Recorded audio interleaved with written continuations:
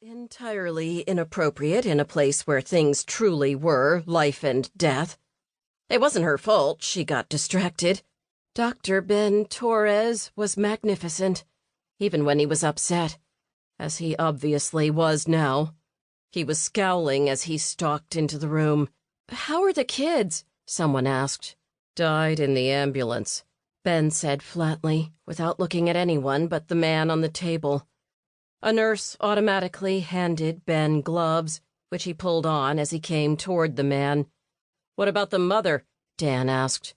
"In a coma, bleeding profusely," Ben said shortly. Stopping at the foot of the table the man lay on. "She won't make it." No one responded for a moment, and all even remotely sexual thoughts fled Jessica's mind as she stared at Ben. It wasn't just the news he'd delivered. It was tragic, but unfortunately not an uncommon report for an emergency room. It was the way Ben said the words. There was an iciness in his voice that Jessica had never heard from him. The rest of the staff responded similarly, shrinking away from him.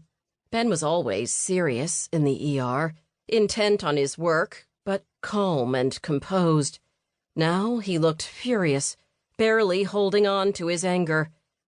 Then the relative silence was interrupted by, "Son of a bitch!" The man on the table suddenly tried to sit upright, then howled in pain as the thread in his scalp pulled and his mangled arm shifted. People around the table lunged to restrain him again, and someone yelled, "Give him more!" Someone grabbed for a syringe, and Jessica went for the wrist with the IV. But as she leaned in, the man grabbed the front of her shirt and jerked her forward. "Damn it! Get me out of here! Get them off of me!" She wrapped her hands around the man's arm and opened her mouth, but before she could respond, Ben pushed in next to her and grabbed the man's wrist. He twisted, and the man yelped and let go.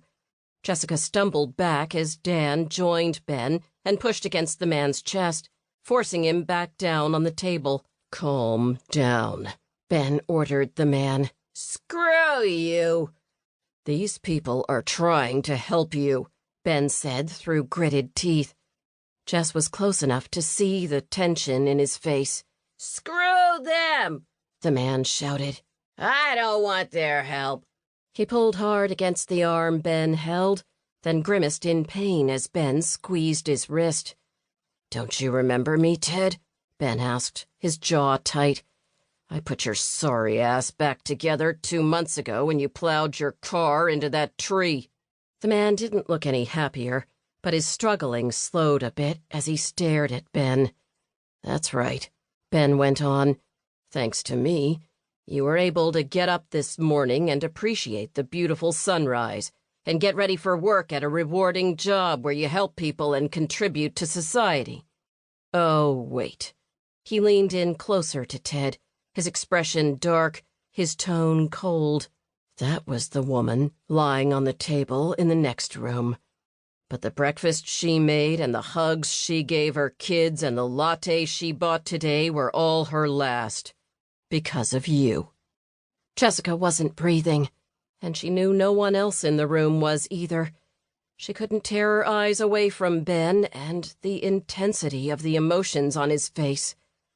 Ted squirmed on the table and tried to turn his head away from Ben's stare of contempt, but Ben caught Ted's chin in his hand and forced the man to look at him. "Look at you." Ben's voice was low and angry.